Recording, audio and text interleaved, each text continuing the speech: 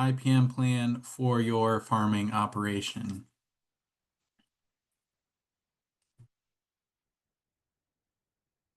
There we go.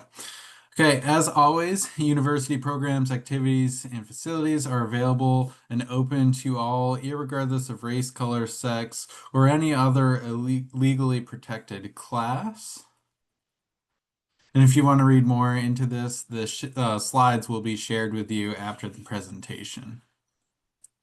So first, I want to go over what is integrated pest management, or IPM. I know it gets thrown around a ton, especially nowadays. It's kind of a buzzword, but it's really important to understand kind of the basics so that you can identify what you're doing and is it integrated pest management, and how you can change things that you are doing to incorporate that IPM mindset. So integrated pest management, or IPM, is a science-based decision-making process that uses multiple strategies to manage pests in an effective, economical, and environmentally sound way. And that is a very long-winded way to say it's a sustainable approach to manage pests by combining biological, cultural, mechanical, and chemical control methods. So I'm going to go into each one of those control methods about that we use in IPM, but first I wanted to give you the background of how we define it and what it all encompasses.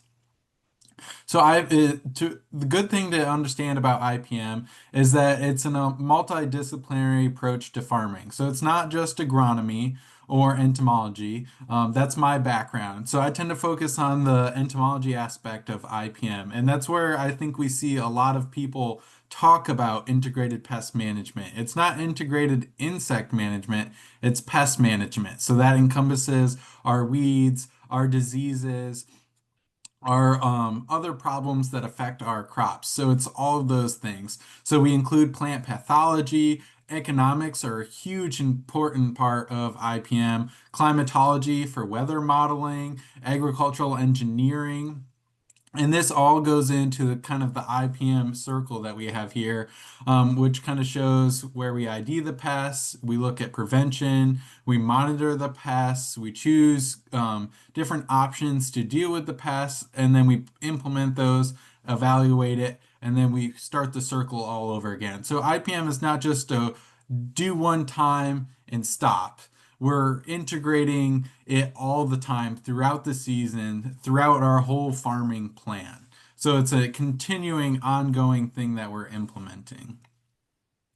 So why do we care about IPM? Well, the biggest thing is it helps us save money. And that's what we really push to farmers, because if you want to implement something, you talk about somebody's checkbook. And if it can make that checkbook a little bit heavier, you have a little bit more to spend on the fun stuff at the end of the month, that's how people are going to implement it. And that's why we pitch IPM in the way we do.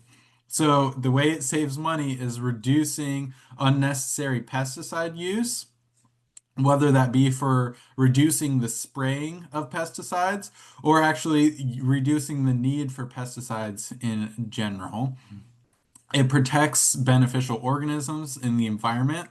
So that's a great secondary kind of movement that we see with IPM. It reduces pesticide resistance and it supports the long-term crop health through those, reducing pest resistance so your crops stay healthier, and sustainability because you have more money to spend in the long run, and hopefully your farm is more profitable because you're implementing these IPM management techniques.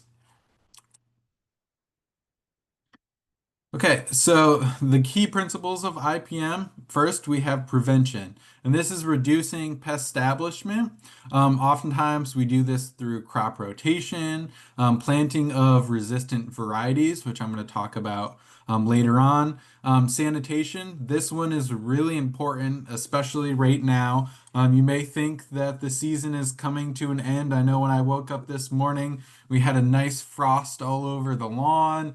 It feels like a 17 degrees, so it kind of feels like winter is coming, but that doesn't mean the season's over. Now that all of our crops, our summer crops at least, have died down, if you've noticed during the summer that you have a high population of a pathogen, whether that be certain fungal problems or bacterial problems in your vegetables, it might be a good idea to go out there and remove that vegetable matter from the field so that it's not allowing those spores to kind of stay in the soil and reinfest your plants next year. So we're sanitating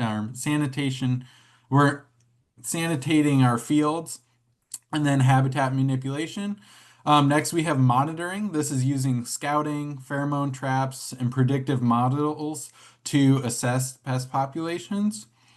Next, we have thresholds. This is applying treatments only when pest populations exceed economic or action thresholds, and I'm going to talk about those in a little bit. And finally, we have cultural methods. This is using biological, cultural, mechanical, and chemical, or excuse me, this is where we have control methods, and this is where we implement our different control methods. And I'm going to go into each one of those in a little bit. So next we have our IPM triangle. So it starts at the bottom with our more preventative techniques. So our cultural control techniques that we implement maybe even before the season has started. And then it moves up to a more of an intervention technique. And at the top we have our chemicals. These are kind of split into two different sections. We have our more organic chemicals or chemicals that have less impact on our beneficials. And then we have our conventional pesticides. These might be more targeted and they're usually a little more detrimental. So as we move up the triangle, we go from prevention to intervention, and we also go from least toxicity to the most toxicity. So we want to start at the bottom, doing everything we can, and then slowly work our way up if we need to include different control methods. So this is really important to keep in mind when you're designing your IPM plan for your farm. So the control methods are, we have cultural. This is going to be our crop rotation, planting timing, and our soil health management. Next, we have mechanical and physical. These are going to be our traps, our barriers, our tillage, and our hand removal. Biological, this is anything to do that's a biological organism, whether it's beneficial insects, parasitoids, or microbial agents. Mites also fit under the biological category. And we do have some biological insecticides as well. And then next we have chemical. And again, this is kind of our last resort, although most of the time people go to it first. This is kind of something we want to keep in our back pocket. And if we do end up using it, we want to make sure that we're using the most targeted applications that we can. So we don't want to use a broad spectrum pesticide right away. We want to try to use something that's very targeted to the organism that we're trying to kill. And if that doesn't work, we can move more into the broad spectrums. But we want to try to stay targeted on our applications so that we don't harm our biological control mechanisms, such as our beneficial insects, by using a broad spectrum pesticide. So I'm just going to go over some different things we do in Maryland that you can possibly put into your IPM plan. First, I'm going to start with cultural controls. So we use crop rotation quite a bit to disrupt pest life cycles. So this isn't just crop rotation when we're talking about row crops. Everybody knows about the row crop rotation. We have corn, soybeans, we throw in a wheat there. Sometimes there's a barley. If your soybeans keep getting eaten by deer, then we throw into sorghum. But that's usually our crop rotation. We do it every couple of years. We go back to corn or soybeans, but we don't want to plant them year after year after year because then we get disease and pest buildup. So by planting something that a pest might not like some of our cereal grain pests, which infect our wheat, probably won't infect our soybeans or won't bother our soybeans. So planting a soybean crop in the middle there is going to break up that pest life cycle. So we implement that quite a bit. You can also do that in your vegetable farms. So a lot of the diseases that may infect Strawberries are probably not going to move over to watermelons, so we want to rotate our fields. We can adjust planting dates to avoid peak pest emergence. So this is really important, especially right now. As you can see on this picture on the right, I have a picture of some barley that has been hit with barley dwarf yellow virus, and this is a virus that's transmitted by aphids. And what we know about aphids is that they don't like cold weather. So if we can manipulate the planting date to plant a little bit later into fall, so when the plants emerge, there's less likely of an aphid population. We kind of miss that window when they can become infected in the fall. We can manage field borders. That's either mowing the field borders or spraying them down to get rid of pests.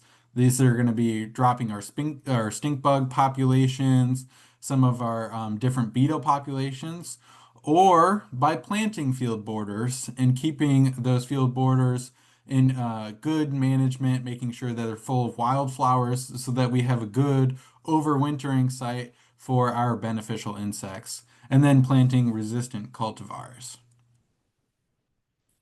So here I just have a map showing when pests are likely to come into, when insect pests are likely to come into soybean fields. And we have these for a number of different insects as well as crops. And you can go online and find them. Make sure you find them for your local area. This one's for Virginia and Pennsylvania, so it works for Maryland. And you can see when different pests are coming into the fields and when you should be out there scouting. So we're using this as kind of our cultural control method to highlight when we should be doing different methods. So these are really important to keep in your back pocket. And anytime you go and plant something, you should look up to see if there is a pest calendar that can help you with your scouting methods, as well as maybe influence when you go out and plant that particular um, field. Next, we have, sorry, there's people popping up on my screen. Next, we have different variety trials. So when we think of variety trials, the first thing that pops into my head are the variety trials where we're looking at maximum yield. But that's not the only thing that variety trials are good for. Oftentimes, we use variety trials to look at disease ratings. So here we have one that was done by Maryland, looking at all of the different wheat cultivars that are common in the area, and it gives us the disease ratings. So before we even plant the field or before it even becomes a problem, if we know that we don't want to deal with Fusarium head blight or leaf rust in the spring, then we can go through these variety trials and look for one that perhaps has a very good disease rating and plant that so it's less likely to impact us. So this is something you do well before planting, and this is a cultural control option. Next, we have mechanical and physical controls. These are going to be our tillage or cultivating to destroy pests and residue. Oftentimes, these are used in more organic operations, I would say, because it's a little bit more input. So we use tillage to knock down weeds. We use it to disrupt insect life cycles that are in the fields. And then we can also use it for weed pressure. So you can go out into your field, disc up your field a couple weeks before you're going to plant. That'll move the weed seeds to the top of the soil profile. They'll germinate, and then you can come through and burn them down before you plant. And then you have a clean, stale seed bed to plant into. So that would be a mechanical control. Oftentimes, people use black tarps to burn weeds down. You can use barriers or row covers to exclude pests. Hand removal, again, this is for our very small plots or high value crops. I see this a lot in our organic operations that are doing vegetable production, as well as maybe in our cut flowers. And that doesn't mean you're going out and removing every single thing. This could just mean that when you go to harvest, you remove insects or pest plants as you see them when you're harvesting. And then lastly, we have mulches. This is used a lot in our vegetable production, both in organic and conventional. our plastic mulches to suppress weeds, as well as we can use it to manipulate insects. There are some studies showing that if you use reflective mulches, it may lower the amount of thrips that you have to deal with in the spring. So these are just some things to keep in mind when you're creating your IPM plan. And then we have some of the favorites, which are biological controls. So these are using natural enemies to reduce pest populations, whether that's by protecting beneficial insects, by avoiding broad spectrum sprays, or protecting their habitat, or adding beneficials back in. So the thing to think about when we're looking at beneficial insects is that if we are adding beneficials like ladybugs or parasitic wasps, they can be quite costly. And it's best to use them in a controlled environment. So, a controlled environment here is going to be a greenhouse, perhaps a high tunnel if you keep the sides closed or you have insect netting on the sides. Some people even use them in low tunnels. So, we really want to use those biological controls that we're purchasing online in those controlled environments so that they're not lost to the great outdoors. And it's better in the long run if we're just protecting habitat and avoiding broad spectrum sprays in our fields to protect the native beneficial insects. And another thing that I want to point out that I see um, many beginning farmers implement, or people that have not used biological control in the past, is they go out and they scout their fields or scout their greenhouses as they should on a regular basis, and one week they don't really see anything. They go on vacation the next week and they come out the third week and they notice they have a huge explosion of spider mites. So the first thing they do is they go online. What do I do to control spider mites? They find out that they can use beneficial mites or parasitoids from different websites. They purchase those and then they spread them out in their high tunnel and they don't see any drop. The mites are still there, they're still causing problems. They just wasted a whole bunch of money on these beneficial insects and they're not seeing a return. And that's because when you do buy these beneficial insects, it can take a while for their populations to actually peak. So if you go out in your field and you already notice that there's a high pest population level, if you go out and put in beneficials, they're not going to knock that pest population level down enough to actually see a difference. So we really want to use them as more of a preventative. So put them out before the pests get up into those high population levels, or if we do notice them, we can apply a insecticide or some other control method to knock down those populations, and then apply the biological control method to keep the populations low. So that's just something I want to highlight. I see quite a bit, and people spend money on these biological control insects or diseases or something like that, and then complain that it doesn't work. And that's because they used it at the wrong time, and they're expecting it to do something that it can't realistically do. So something I wanted to highlight that we see all the time in IPM, or it's probably one of the biggest success stories of IPM that we don't really talk about enough, in my opinion. It's been around for so long, it kind of has drifted to the back of our mind. And that's BT corn or BT anything. So BT gets a bad rap, in my opinion, but I'm going to tell you why we have it and why it's a great example of using IPM in the long run. So BT was created with genetically modified bacteria, natural bacteria that's in the soil. We put those genes into corn and now it's in other crops as well, but I'm just going to talk about corn specifically.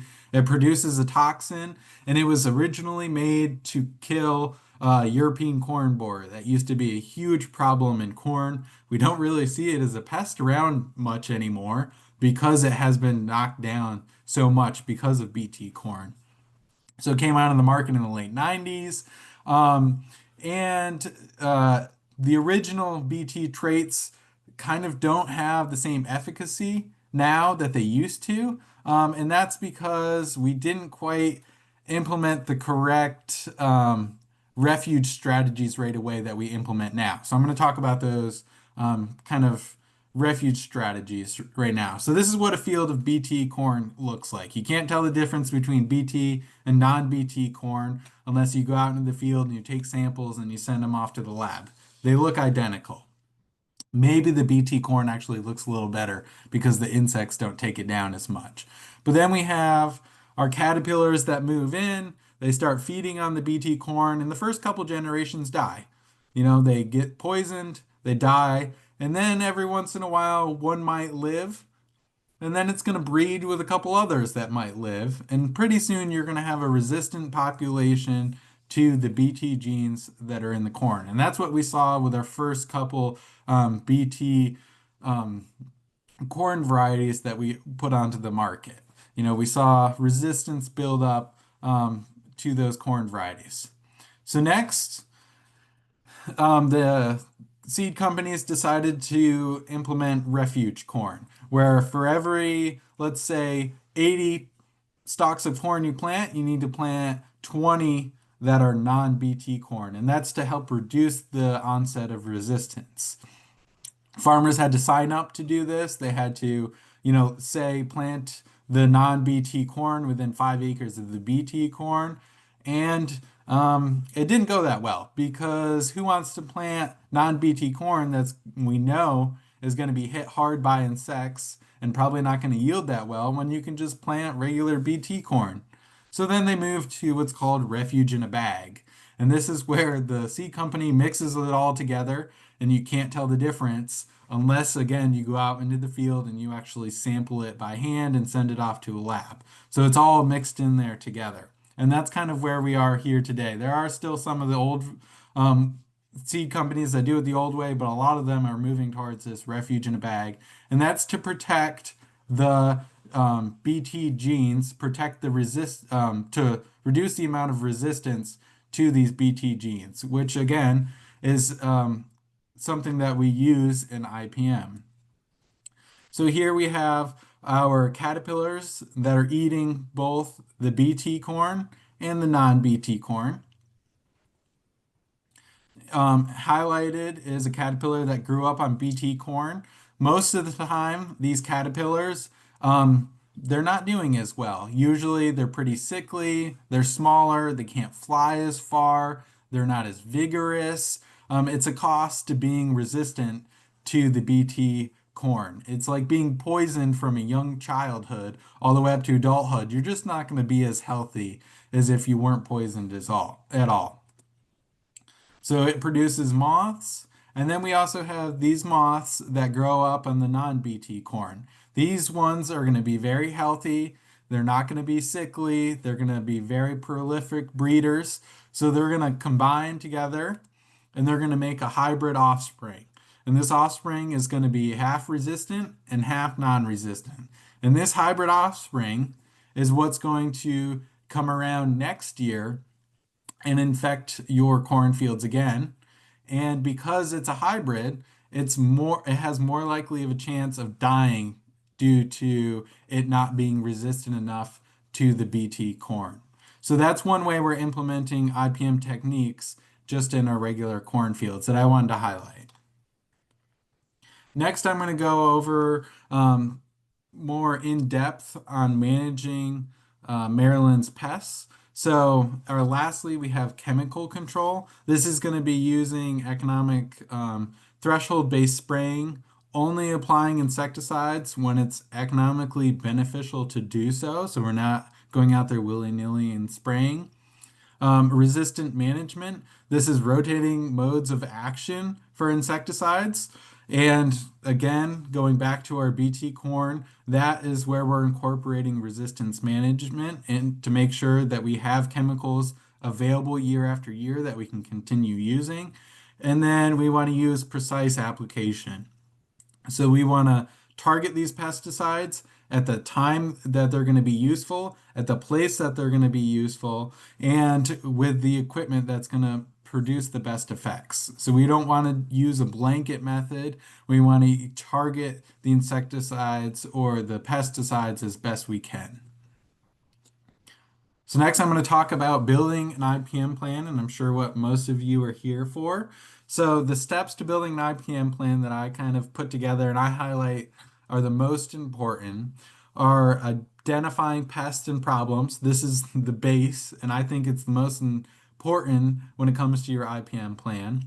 Then you're going to set up monitoring and record keeping systems. Then you're going to understand and implement thresholds. And again, I'll talk about thresholds in a little bit. You're going to choose appropriate management tactics. So whether that's a mechanical control tactic, a chemical control tactic, or biological control. And then finally, you're going to evaluate those results and refine the plan and then do it all over again the following year. So an IPM plan is not a static thing. You do once and it's good forever. An IPM plan should be evolving, just like your planting calendar or what sells the best at the grocery store or what flowers you want to plant this year. It's a revolving plan that needs to be looked at least on a yearly basis, if not a seasonal basis. So it's really important to accurately identify and monitor the pests. So identification is really necessary because that'll inform your treatment options. So I see a lot of people when I get called out to different fields, they'll say I have a pest problem. I'll ask them what it looks like, what's going on, what's the insect. That's kind of my roadhouse. So that's my first question.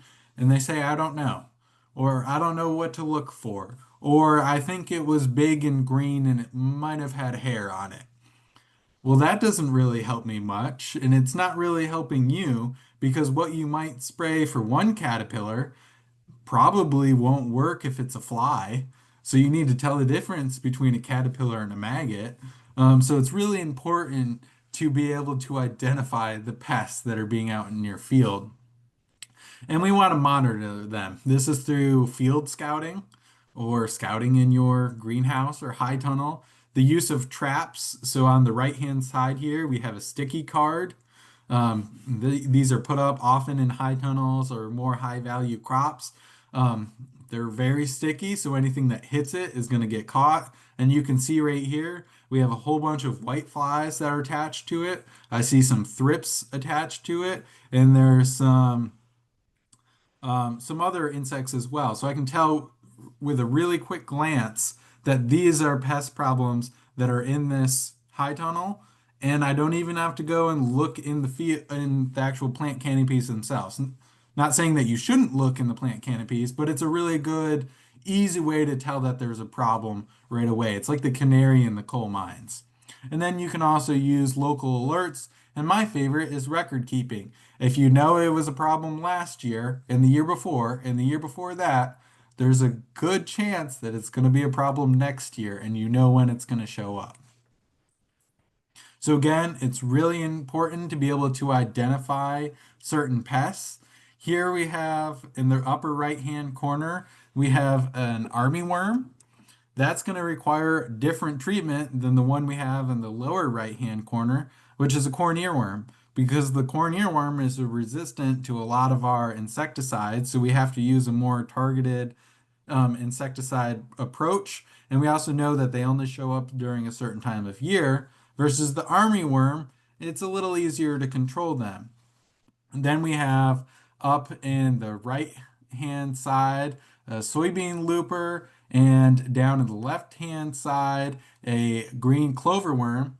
Those ones, they don't cause fruit damage. They only eat foliage. So if you're not harvesting the foliage for sale, seeing some holes in your foliage might not entice you to go out and apply an insecticide or a cultural control method or something along those lines because they're not harming your actual profitability because they're not harming the fruit itself. So it's really important to be able to identify the pests. And these are just insects. You can also look at diseases. Some diseases require different application of fungicides. Some might work for one and not the other. So it's really important to be able to identify them. And we can do this by looking for different identification keys. So again, this is a really easy one. Um, it shows the soybean looper, which is the third picture down. It has two prolegs in the back, which are the two little legs in the back. The green clover worm has three, and then the corn earworm has four. So it's really easy to identify them, but you have to know what you're looking for. And these are usually available per crop. So if I know I'm going to plant tomatoes, I can look up common tomato pests in Maryland and it'll give me a list of what to be on the lookout for. Next, we want to set up monitoring and record keeping systems. So we want to regularly go out and monitor to detect pests before they become an issue and before they cause economic loss. So scouting is going to be our visual checks using sweep nets, our trap counts. We can record pest density, the crop stage, and field location so we can track their movements. And we want to record keep this, whether that's in a field notebook, a little pad you keep in your car, or an Excel log that you pull up either on your computer or on your phone to put in all of your different scouting metrics. And again, this will guide you not only for this field season, but following field seasons. You can look to see, oh, I know that army worms came in the third week of May, which is very early for them, but this is just an example. The third week of May, that's when they became a problem. It's probably going to be a problem again this year. This is when I should be out looking for them. And when we're out sampling, this is the same whether you're sampling in a large field like this or you're sampling in your small vegetable garden. You want to take multiple samples from throughout the field, and you don't want to focus on one particular area. So if you notice that when you're walking in to your vegetable patch, that there's a big population of insects or disease on the very edge, you want to keep moving inwards from that and take some from the middle and the other side of the field and maybe from the other side of the edge so that you get a good idea of what's going on in the whole field and not just one particular area because maybe you can get away with just spraying the edge of the field or maybe you haven't reached the economic threshold that's been developed for that certain pest because only one area there's a large population and it's not worth it to go out and spray the whole field. So that's why it's important when we're sampling, we take multiple samples and we're not biased on where we take those samples. So we usually do an M or an S throughout the field and take it from multiple sites. So we want to understand and implement thresholds, and this is often where people get a little bit confused. We have action thresholds and economic thresholds and just thresholds in general. So I have a little picture that I'll show you in a second that'll hopefully help you understand thresholds a little bit more. But thresholds are used to determine when pest pressure justifies a management action. So that could be going out and spraying an insecticide. That could be a mechanical control method. That could be a biological control method. And we can have two different types of thresholds. We have static thresholds, which are the same have been developed and are the same. We know if we find four grasshoppers in our tomatoes, then we need to go out and apply a control method. No matter what stage the tomatoes are in or whatever, it's a static, it's not going to change. Then we have dynamic thresholds. Dynamic thresholds are a little trickier. They're usually developed for more of our row crops. Because they have a little bit more study in them, but we do see that in our vegetable crops as well. That'll say at this stage of growth for your particular plant, you're allowed this many pests before it becomes a problem. Or at this price point of your corn being sold, you're allowed such and such amount of pests before it becomes a problem. So those are our dynamic thresholds, and we usually have calculators for those. Some examples, So we have a static threshold here for our soybeans. 30% of leaf loss per at the vegetation stage. We're allowed 30% before it becomes a problem, and 15% at a reproductive stage. That's same in, year out. It doesn't change. For our dynamic threshold, we have a corn earworm here. So corn earworms, there's a calculator that you can go online and look at. And based on how much soybeans are being sold for, your cost of input on applying a chemical to knock down those populations, it'll tell you how many larvae you're allowed per number of sweeps or drop cloths that you're out there sampling in your field. So that's a dynamic threshold. So here we have our economic threshold. Okay, so we have an economic threshold here. So in the red line here, we have the pest population level. This is going to be our caterpillars as our example organism. The population level is increasing over time. So we're getting to a higher number of pests. We reach the economic threshold and we go past it a little bit in this case. So we're getting close to the economic injury level. This is where the benefit equals the cost of controlling that particular pest. So once we pass the economic threshold, which is set a little bit below, we apply our control method. In this case, it's a spray. So we're applying an insecticide and our population falls again. And then it's a cyclical thing, usually with insects, and it pops its head back up again. We see we have one alive here on the right-hand side, and it's going to be creeping towards it. So the economic injury level is where the benefit equals the cost. When we set the economic threshold a little bit below it, because once we're out in the field and we're sampling and we reach the economic injury level, then we're already too late on going out and applying any control methods. We've already lost a little bit from our piggy bank. So we set the economic threshold so that there's a little bit of a wiggle room in there. Let's say I go out on a Thursday and realize that I have a high population of insects. Then I can come back through on Friday and spray, and I'm still below that economic injury level. So here's our dynamic calculator here for our economic threshold. Again, as you can see, you put in your control costs, you put in the price of soybeans, you put in your row width, and it gives you how many caterpillars you're allowed per 15 sweep sample before they start causing deterioration in your economic gains.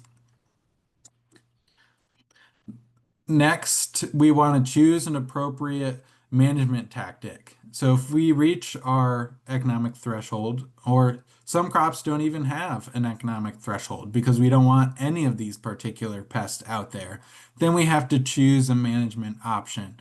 And again, we want to start at the bottom of the triangle.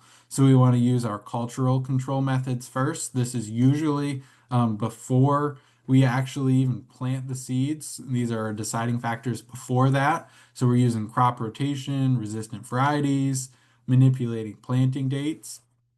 Then we want to move on to our mechanical control. So this is our trap crops, whether that's for insects, mostly for insects, our hand removal, again, when we're out in high value crops. Then we want to move on to our biological controls. So this is conserving our natural predators. And a lot of times when we talk about conserving natural predators, that's either conserving them through not applying a broad spectrum insecticide or preserving them by preserving their habitat. So it's really important when we're looking at conserving predators, if you're going to use that as part of your IPM tactic, that you want to look at the kind of habitat that they prefer, which most of the time is going to be flowering plants. So they most of the time they eat pollen as their protein source. So if you have a border of wildflowers or an inner row planting of wildflowers, that's going to be increase your level of natural predators. And then finally, we have our chemical control. This is going to be applying when your thresholds are exceeded and you want to rotate your modes of action. This is going to be your different insecticides to delay the onset of resistance.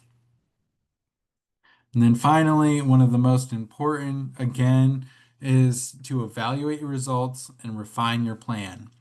So after each season or after each time you go out and evaluate how well your spray did or something along those lines, you can think, was it effective? Which failed? Which did I spend too much money on and didn't work properly? Which thing did I do very early in the season that seems to held the pest at bay? Did I notice a lot of beneficial insects out there? Did I not? Do I want to plant more wildflowers next year? Is it not worth my time? Do I understand the thresholds or do I need to read more into that? And then you want to refine your plan, update your scouting, maybe go out a little earlier, maybe go out more often, update your thresholds. Sometimes they change. If you decide that you don't like how high the threshold is, then you can lower it. If you decide that you're okay with your tomatoes having a couple blemishes on them, then maybe you can increase those thresholds a little bit. And then we want to inform that, use that to inform our time for next season. So I just want to leave off here again with the triangle. We want to start at our more prevention techniques, our techniques that we're going to implement before the season even starts. These are going to be our cultural control techniques, and then move up the triangle from there. Our mechanical and physical control options, our biological control options, and then finally our chemical control options. So I just wanted to highlight some really beneficial IPM apps that you can download on your phone. We have My IPM Row Crop and My IPM Vegetable. These were developed by a whole bunch of different extension agents from across the country. And these are really, I find them very beneficial, especially for farmers, new farmers that may not know what they're looking for. You can download them. You can go in and input what crop you're growing. Let's say you're growing tomatoes, and it'll spit out what you're likely to see, what pest you're likely to see in that particular crop. So it's going to tell you that white flies are probably a problem, and you're going to have some problems with thrips, and that you may later in the season have problems with corn earworms. And then it's going to give you images of what they look like, as well as how to control them. Usually it'll tell you how to chemically control them. If you want to use a different control method, you're going to have to look that up yourself. But it's a really good, these are two really good apps to have on your phone in case you need them and to play around with them over the winter season so you can kind of study up before you actually have to hit the field and start out there scouting for what's in your fields.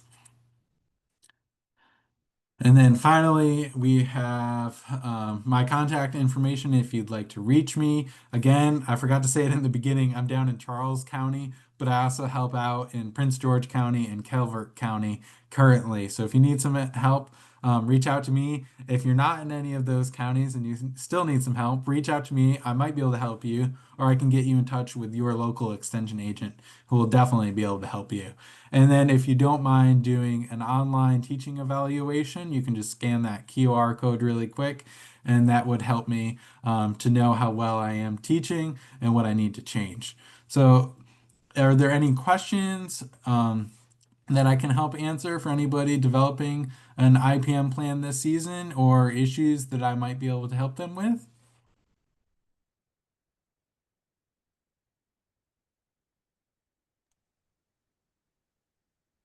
All right. Thank you, Hayden, very much. I'm going to go ahead and end this in the recording portion. If anybody has any questions, we will be again sending out the recording along with the slide set following today.